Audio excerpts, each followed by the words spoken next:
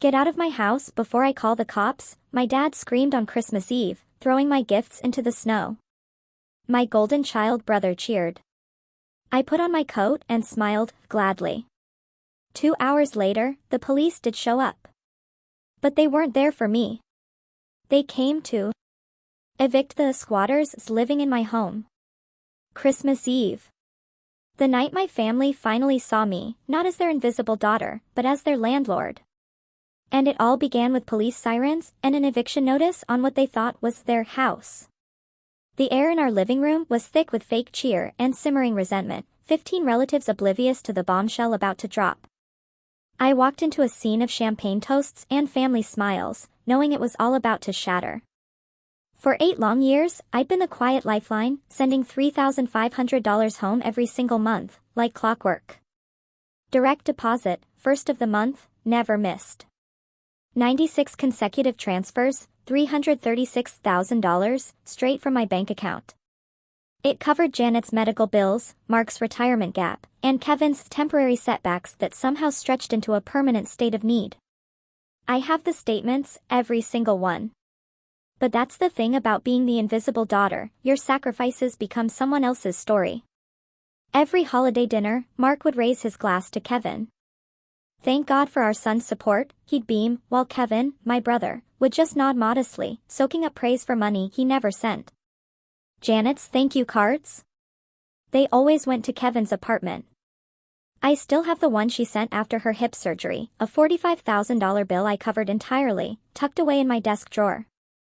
Dearest Kevin, your generosity saved us.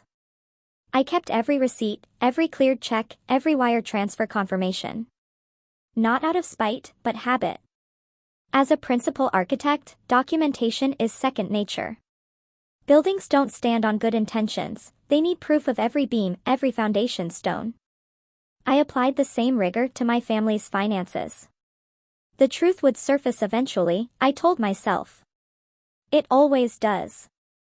I just didn't expect it to arrive with flashing blue lights and an eviction order.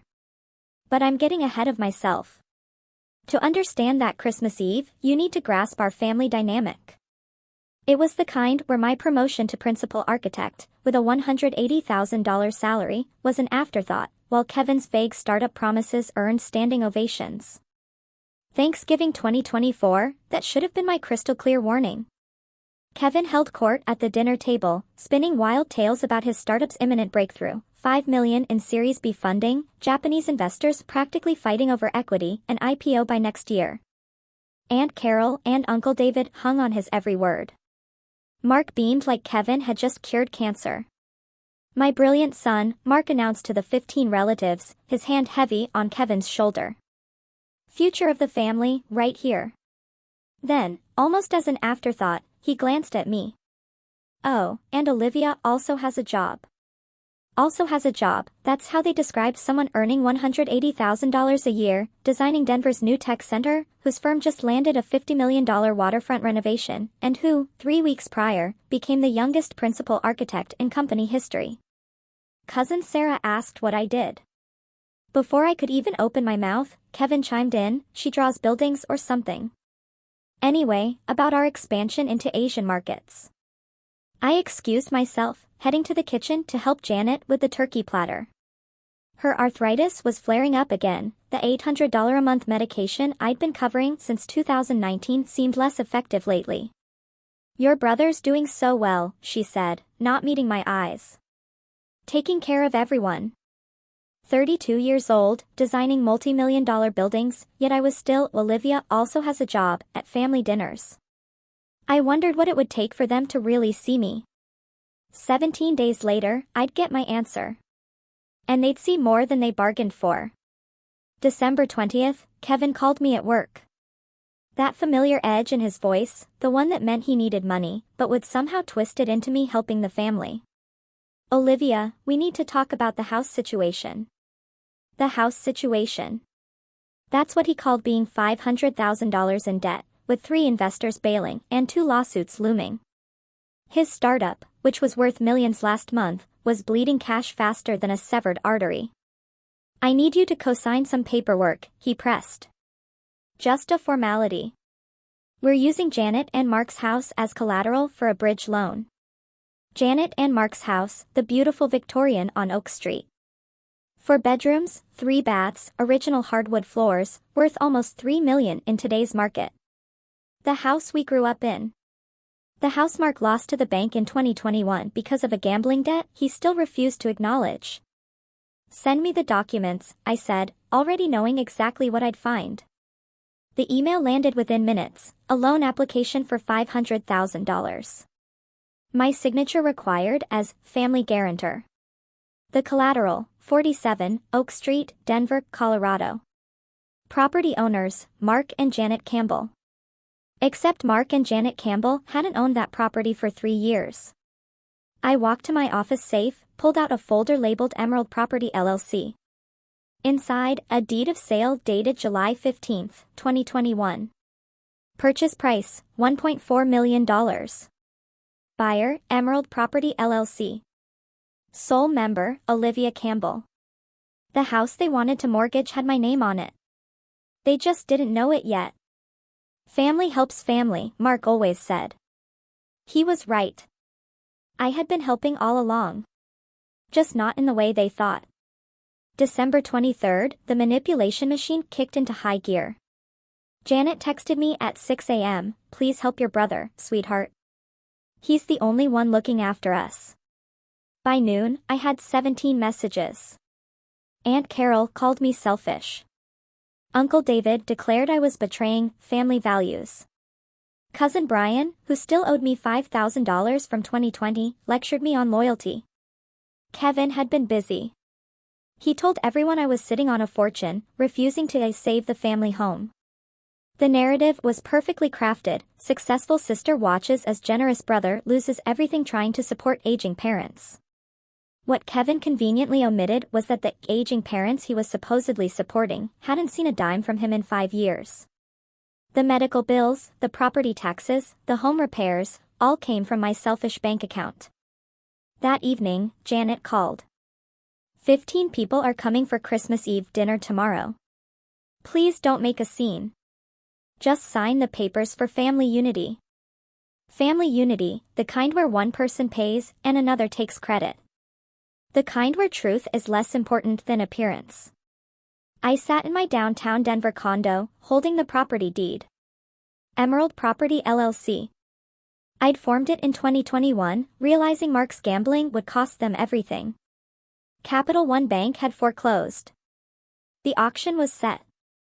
I bought it through the LLC, then let them move back in, telling them a private investor had purchased it and would rent to them for $1 a year. 3 years of protecting them from the truth. 3 years of being their secret safety net. Tomorrow, that net would be pulled away.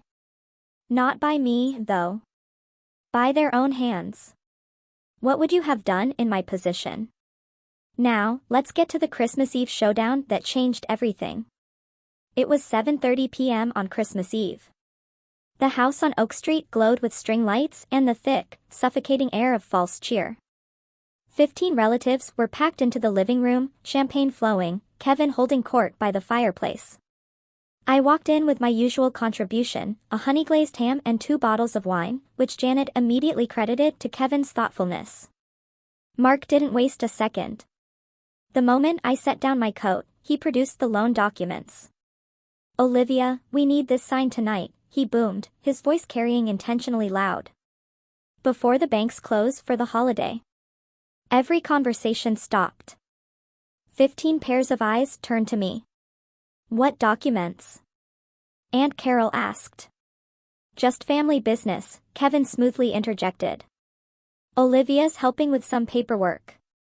I picked up the papers, scanning them slowly. This requires me to guarantee $500,000. It's just a formality, Mark insisted. The house is collateral. I can't sign what I don't own, I said, my voice quiet, but clear. The room went silent. Mark's face flushed crimson. You don't own? This is our family home. Kevin stepped forward. Stop being difficult, Olivia. Sign the papers. I can't use your house as collateral, Mark, I corrected him. My house. His voice rose, sharp and angry. This is my house. You're just a guest here. An ungrateful guest who won't help her family. I pulled out my phone, activating video recording. Say that again, Mark, for clarity. He obliged, louder this time. This is my house, and if you won't help this family, you can get out. The record button glowed red. Every word captured. Every witness visible in frame. The piling on started immediately. Kevin, sensing blood, went for maximum damage. She makes $180,000 a year and won't help, he announced to the room. Meanwhile, I've been supporting Janet and Mark for years. How selfish, Olivia, Aunt Carol chimed in. After everything your parents did for you. Our disappointment, Mark said, his voice ice cold. 28 years of private schools, college tuition, and this is how you repay us? Uncle David shook his head. Kevin would never act this way. Kevin's a real son, someone whispered. 15 people, staring, judging, waiting for me to break, to sign, to surrender, like I always had. Janet stood in the corner, silent, avoiding my gaze. I kept recording. My phone captured everything, the sneers, the accusations, Kevin's smug smile as he soaked in their approval.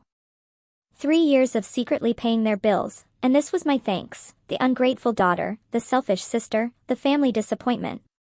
Well, are you going to sign or not? Mark demanded. Not, I said simply. Kevin laughed. Of course not. Olivia only cares about herself. That's rich, I replied, still recording. Coming from someone who hasn't contributed a dime to this household since 2019. Liar. Kevin shouted. I pay for everything. Everything? I kept my voice level. Name one bill you've paid. Just one. He faltered. Janet knows what I contribute. Janet looked away. I was recording everything, every single word. The video would matter later. Not for revenge, but for evidence, for the police report I'd be filing in exactly 93 minutes. Mark moved first. He grabbed the carefully wrapped presents I brought for each family member and hurled them through the open front door, out into the snow. Get out of my house, he roared. Get out before I call the cops. Kevin started slow clapping. Finally, Mark grew a spine. The relatives joined in, 15 people applauding my humiliation. Janet turned towards the kitchen, unable to watch, unwilling to intervene. I stood up slowly, pocketing my phone. The recording was saved to the cloud, 47 minutes of pure evidence. I picked up my coat with deliberate calm. Gladly, I said, looking Mark straight in the eye. Absolutely gladly. Don't come back. Kevin called out. Ever. Oh, I'll be back, I said, pulling on my gloves. Just not in the way you think.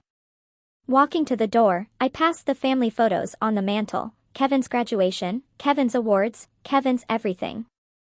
Not a single photo of me.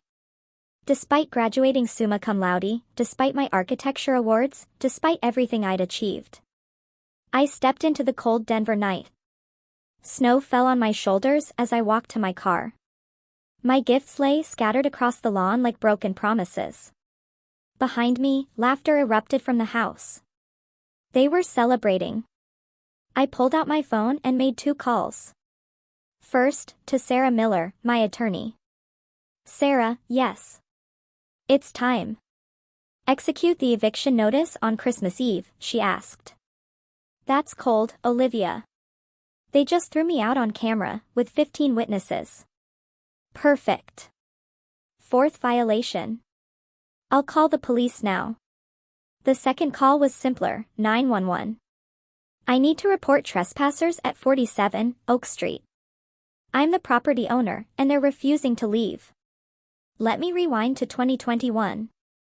Mark's gambling problem, a secret for years, had finally spiraled out of control. Poker games turned into poker debts, then into liens. By July, Capital One Bank foreclosed on 47 Oak Street. I discovered it through a routine credit check. My parents' home was headed for auction in 2 weeks. $400,000 in gambling debts, all hidden from Janet, all threatening their future. I could have confronted him, staged an intervention. Instead, I did what I do best, I solved the problem quietly. Emerald Property LLC was formed on July 10, 2021. 5 days later, I attended the foreclosure auction with a cashier's check for $1.4 million. The other bidders were flippers, looking for profit. I was a daughter, looking to protect her parents, even if they'd never truly protected me. The deed transferred to Emerald Property LLC on July 20th. That same day, I had Sarah Miller draft a lease agreement, $1 per year, renewable annually, with one crucial provision. It could be terminated immediately upon violation of the mutual respect clause, defined as verbal abuse, defamation, or hostile actions toward any family member. I told my parents a private investor had purchased the house and would rent it back to them for virtually nothing. Mark never questioned it. His pride wouldn't let him dig deeper into his sudden good fortune. For 3 years, I let them live in my house, while they credited Kevin for keeping them afloat. Every property tax bill, every repair, every insurance payment came from Emerald Property LLC. From me. The deed, the LLC documents, the lease agreement, all waiting in my safe. Tonight, they'd finally see the light. That lease agreement? A masterpiece of legal foresight. Sarah Miller had insisted on the mutual respect clause after hearing about my family dynamics. "Olivia, you need protection," she'd said. "Financial abuse is still abuse." Page 3, Section 7, violations of mutual respect include but are not limited to verbal aggression, public humiliation, false accusations, or defamatory statements. First violation, written warning. Second, formal notice. Third, final warning. Fourth, immediate termination with 24-hour evacuation notice. I'd already issued 3 warnings, all meticulously documented. First, August 2022, when Mark called me a failure as a daughter at Janet's birthday party. Email sent, delivery confirmed.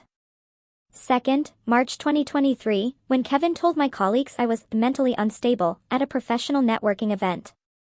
Certified letter, signature required.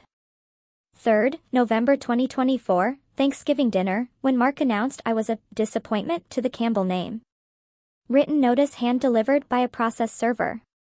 Sarah Miller had everything prepared since November. The eviction notice was pre-signed, just waiting for that 4th violation to activate. The police liaison was briefed. The locksmith was on call. "You're playing a long game," Sarah had observed. "I'm not playing," I'd replied. "I'm just prepared." The video from tonight would be Exhibit D of the 4th and final violation. Throwing me out, calling me ungrateful, the public humiliation before 15 witnesses, all captured in 4K resolution with clear audio. The beautiful irony, Mark screaming, "Get out of my house," when it hadn't been his house for 3 years. The law doesn't care about your delusions. Property records don't lie. And contracts, especially ones drafted by Sarah Miller, are bulletproof. 4th violation triggers immediate termination. Those were the terms. Their terms. Signed willingly. I sat in my Tesla, parked down the snow-covered street, heater running, watching the warm glow of my house. Through the windows, I could see them laughing, toasting, celebrating my exile. Mrs. Peterson from next door was walking her dog. She paused when she spotted me. "Olivia, why are you out here, dear?" "It's Christmas Eve." "Family disagreement," I said simply. She looked at the gifts scattered in the snow, her face hardening. "Mark did this." I just nodded. "That man," she shook her head. "After everything you've done for them." "I know it's you paying their bills, dear." The mailman talks. Inside, Kevin's voice boomed again, another toast to himself, no doubt, another story about his success while spending my money. "Don't come back." Kevin had yelled from the doorway, making sure the whole neighborhood heard. "You're not welcome here anymore." "She never was welcome," Mark added. Should have kicked her out years ago. I started the car and drove away slowly. In my rearview mirror, Mrs. Peterson was taking photos of my scattered gifts in the snow. Evidence has a way of accumulating when you're in the right. At 9:15 p.m., I pulled into a Starbucks parking lot and called 911. 911, what's your emergency? I need to report trespassers at 47 Oak Street. I'm the property owner. There are approximately 15 people refusing to leave my property after being served proper eviction notice. Are you in immediate danger? No. I've left for my safety, but they're still there, throwing parties, and I have video evidence of them destroying my belongings and threatening me. We'll dispatch units immediately. Can you meet officers at the property? I'll be there in 20 minutes. Back at 47 Oak Street, the party continued in full swing. Kevin had already uncorked the $200 champagne bottle I'd brought, the one I'd been saving for a special occasion. Well, this certainly qualified. Finally free of that burden, Mark announced, raising his glass. 28 years of disappointment, gone. She'll come crawling back, Aunt Carol predicted. They always do. Not this time, Kevin said, confident. I made sure everyone knows what kind of person she really is. Selfish, greedy, heartless. Janet stood by the window, staring out at the snow. She hadn't moved in 10 minutes, hadn't touched her champagne, hadn't joined their celebration. Janet, come toast. Mark called to her. I'm watching for carolers, she said quietly. But she wasn't watching for carolers. She was watching the street. Perhaps wondering if her daughter was still out there in the cold. Or perhaps, knowing something the others didn't. You know what the best part is? Kevin laughed. She actually thought she was important, like we needed her. We never needed her. Mark agreed. I built this family. I bought this house. I provided everything. The lies came so easily to them. 3 years of living in my house, and they'd completely rewritten history. Mark, the provider. Kevin, the supporter. Olivia, the ungrateful leech. They were celebrating in my house, using my champagne, toasting my exile with property I'd saved from their own recklessness. At 9:44 p.m., blue and red lights began to reflect off the snow outside. Janet saw them first. Mark, she said, her voice strange. The police are here. Mark beamed. Good. They must have found her. Probably arrested her for harassment. The doorbell rang at exactly 9:47 p.m. Mark strode to the door with the swagger of a man about to watch his enemy fall. He yanked it open, a satisfied smile plastered across his face. Officers, thank God you're here. My daughter has been harassing us. Mr. Campbell? The lead officer, Detective Kim Stone, badge displayed, interrupted him. Mr. Mark Campbell? Yes, that's me. Did you arrest her already? Sir, we're here about the illegal occupancy of this property. Mark's smile faltered. Illegal? What? I own this house. We have an eviction notice for this address. The property owner has reported trespassers. There must be a mistake. Mark laughed nervously. I own this house. I've owned it for 30 years. Detective Stone checked her tablet. According to county records, this property is owned by Emerald Property LLC. Has been since July 2021. The color drained from Mark's face. Behind him, the party had gone utterly silent. 15 people straining to hear. That's impossible. Check. Again, sir. Sir, we've verified the records. The owner, Ms. Olivia Campbell, has provided documentation of lease violations and requested immediate enforcement of the eviction notice. Olivia? Kevin pushed past Mark. This is fraud. She's lying. Detective Stone looked unmoved. Sir, I need everyone to step outside while we verify documents. We're not going anywhere. Mark shouted. This is my house. Sir, Detective Stone's voice carried absolute authority. You can step outside voluntarily, or we can escalate the situation. Your choice. Janet appeared in the doorway, her face pale, but not surprised. Mark, just do what they say. Janet, they're saying Olivia owns our house. Janet looked him straight in the eye. I know. The silence that followed was deafening. The look on his face when he realized? Priceless. Now for the moment everything flipped. Detective Kim Stone held up her tablet, displaying the official county record, Emerald Property LLC, purchased July 15, 2021, for $1.4 million. Sole member, Olivia Campbell. She handed Mark a folder containing the deed of sale, the LLC registration, the lease agreement with his signature, and tonight's eviction notice. This is the legal owner, Detective Stone stated, showing them a printout of my driver's license. The 15 party guests had crowded behind Mark, phones out, recording everything. The Campbell family Christmas meltdown was going viral in real time. But the foreclosure. Mark stammered. Yes, Detective Stone confirmed. The property was foreclosed by Capital One Bank on July 8, 2021, due to unpaid debts totaling $400,000. Gambling debts, according to court records. Ms. Campbell purchased it at auction a week later. She knew. Kevin's voice cracked. She knew we lost the house. She bought the house, Detective Stone corrected. And according to this lease agreement, she's been letting you live here for $1 a year. Aunt Carol gasped, $1. The same lease you violated tonight, Detective Stone continued, pulling up the video I'd sent, Mark throwing my belongings outside, verbal abuse, threatening behavior.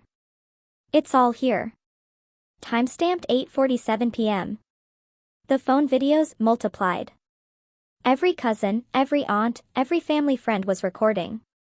The golden son and the proud father, exposed as freeloaders in a house they didn't own. According to county records, you've been month-to-month tenants since 2021, Detective Stone added, scrolling her tablet. Ms. Campbell has been paying all property taxes, insurance, and maintenance through Emerald Property LLC. Mark's legs seemed to give out. He grabbed the doorframe for support. 3 years, he whispered. 3 years in her house. His denial came roaring back. This is fraud. She stole our house. She manipulated us. Detective Stone remained unmoved. Sir, she bought it legally from the bank after it was foreclosed. I never lost the house to foreclosure. Detective Stone pulled up another document. Case number 2021, Denver 4782, Mark Campbell, defendant. Foreclosure granted for non-payment of mortgage due to gambling debts totaling $400,000.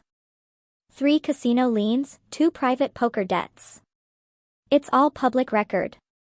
The neighbors had started gathering. Mrs. Peterson stood on her lawn, phone raised. Mr. Henderson from across the street. The Millers from 2 doors down.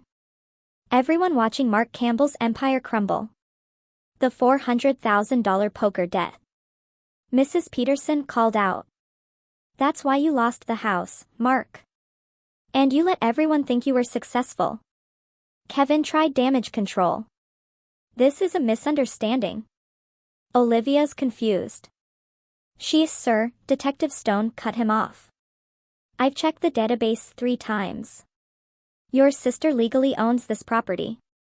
Has for 3 years. But she never said anything. According to the lease, she told you a private investor bought it. That investor was her LLC. Mark turned to Janet. Did you know about this? Janet's silence was answer enough. The bills stopped coming in 2021, Mark. No mortgage statements, no property tax notices, nothing. But the house stayed warm. The lights stayed on. Only Olivia would protect us like that. You knew? I suspected. A mother knows who really pays the bills. The crowd grew larger. Someone had started a Facebook Live, Campbell family evicted from daughter's house, was already trending in local groups. Check again. Mark demanded desperately. There has to be a mistake, sir. There's no mistake. You have 1 hour to collect your belongings. Kevin's phone rang. His Japanese investor.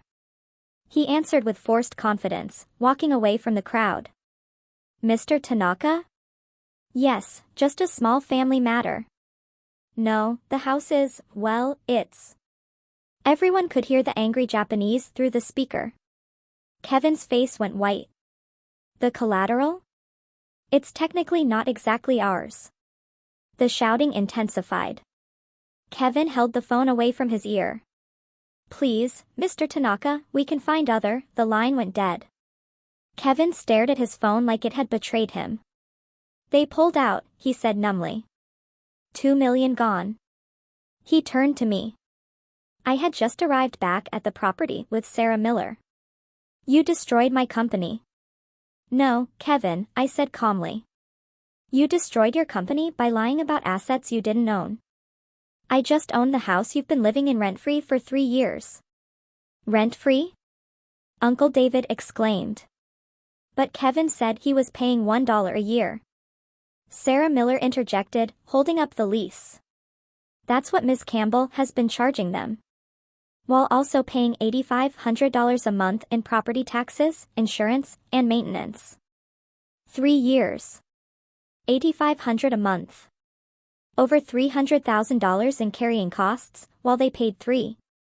She could have charged market rent, Sarah continued. This house would fetch $8,500 monthly easily. Instead, she protected them. Until tonight. Kevin's phone buzzed with notifications. Email after email. The other investors, they're all pulling out. The news is everywhere. Someone showed their phone.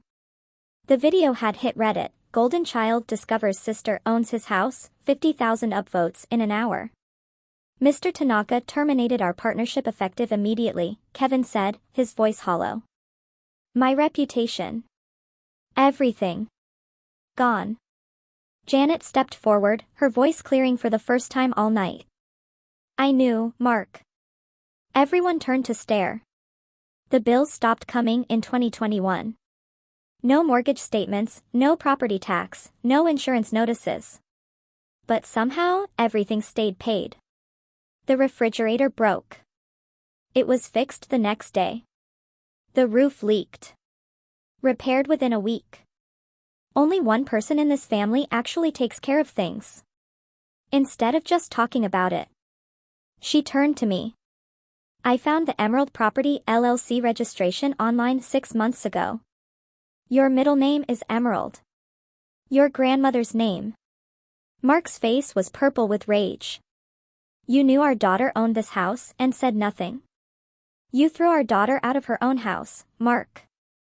While taking credit for money she sent. While praising Kevin for bills she paid. While calling her a disappointment when she's the only reason we're not homeless. The crowd was riveted. This was better than any Christmas special. Janet pulled something from her pocket, a thank you card. This is the one I never sent. It says, Dear Olivia, thank you for saving us. I know it's you. It's always been you. She looked at Kevin. Your sister paid for my hip surgery. My medications. The specialists. Every single bill. While you took credit and bought yourself a Tesla with investor money. Then, back to Mark. She protected us, even when you gambled away our home. Even when you insulted her. Even when you loved the idea of a successful son more than the reality of a successful daughter. Janet walked over to me. I'm sorry, Olivia. For staying silent. For letting them hurt you. For being too weak to stand up for the only child who actually stood up for us. You have 1 hour to pack essentials, Detective Stone announced. Personal items only. Furniture stays. It belongs to the property owner. The furniture is ours. Mark protested. Sarah Miller pulled out receipts. Actually, all furniture was purchased by Emerald Property LLC in 2021, after the foreclosure. Ms. Campbell furnished the entire house. You've been using her furniture, her appliances, everything. The crowd had swelled to 30 people. Someone had started an Instagram live, millionaire architect evicts toxic family, was the caption. Views climbed, 10K, 50K, 100K. Mark, is this why you've been acting so high and mighty? Mrs. Peterson called out. Living in your daughter's house while calling her a failure? The family members who'd celebrated my exile were now edging towards their cars. Aunt Carol tried to slip away unnoticed. Aunt Carol. I called out. Weren't you just calling me selfish? She froze, her face beet red. The cameras turned to her. Uncle David was already at his car. Cousin Brian had vanished entirely. The 15 witnesses to my humiliation were fleeing the scene of their own embarrassment. Officers, Sarah Miller said. We'll need to ensure nothing is removed that belongs to the property. I have an inventory. Detective Stone nodded. We'll supervise the packing. Mark stood in his doorway, my doorway, looking utterly broken. 3 years of living on his daughter's charity while boasting about his success. 3 years of praising his son for money his daughter sent. 3 years of delusion, shattered in 15 minutes. The Facebook Live comment section was brutal. Imagine being that ungrateful. The daughter is a saint. Golden child got what he deserved. Mark's a gambling loser living off his daughter. The golden child eviction. That's what they called it online. And it was just getting started. At 10:30 p.m., I returned with Sarah Miller in her black BMW. I'd changed into my best suit, the one I wore to close million-dollar deals. Professional, powerful, everything they said I wasn't. Sarah carried a leather briefcase. Inside, a new lease agreement. Mr. and Mrs. Campbell, Sarah announced formally. My client is prepared to offer you a rental agreement. A flicker of hope crossed Mark's face. She's letting us stay? At market rate, Sarah confirmed. $8,500 per month. First, last, and security deposit due upon signing. Total $25,500. $25,000. Kevin gasped. That's the market rate for a 4-bedroom Victorian in this neighborhood, Sarah stated, holding up 3 comparable listings. I stood silent, letting Sarah work. No emotion on my face. This wasn't personal anymore. This was business. The lease includes strict provisions, Sarah continued. Clause 7, any disrespect, verbal abuse, or defamation toward the landlord results in immediate eviction. No warnings, no second chances. You can't be serious, Mark said weakly. Additionally, Sarah pulled out another document. There's a behavioral addendum. No disparaging the landlord to family, friends, or on social media. No claiming ownership of the property. No crediting anyone else for payments made by the landlord. This is humiliation. Kevin protested. This is business, I finally spoke. You can sign and stay, or don't sign and leave. You have 5 minutes to decide. The crowd watched in fascination. The tables hadn't just turned, they'd been flipped, burned, and rebuilt with me at the head. Your signature, Mr. Campbell. Sarah held out a pen. As a tenant, not an owner.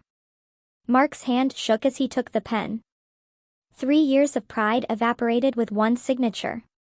But it was sign or be homeless. He signed. Kevin broke down completely. The golden child who'd been applauded 2 hours ago was now sobbing in front of 50 neighbors and thousands online. This is destroying me, he wept. My company, my reputation, friends, even my girlfriend left. She saw the video. Everyone saw the video. I need my sister back. I responded with one line, rent is due on the 1st. Father's Day came with a card slipped under my door. To my successful daughter, it read, I was wrong. Can we start over? I returned it with a note, please use the proper channels. All tenant communications go through the property manager. Janet tried a different approach, Coffee invitations every Wednesday, just to talk. Not as tenant and landlord, as mother and daughter. I don't have coffee with tenants, I replied. It's inappropriate.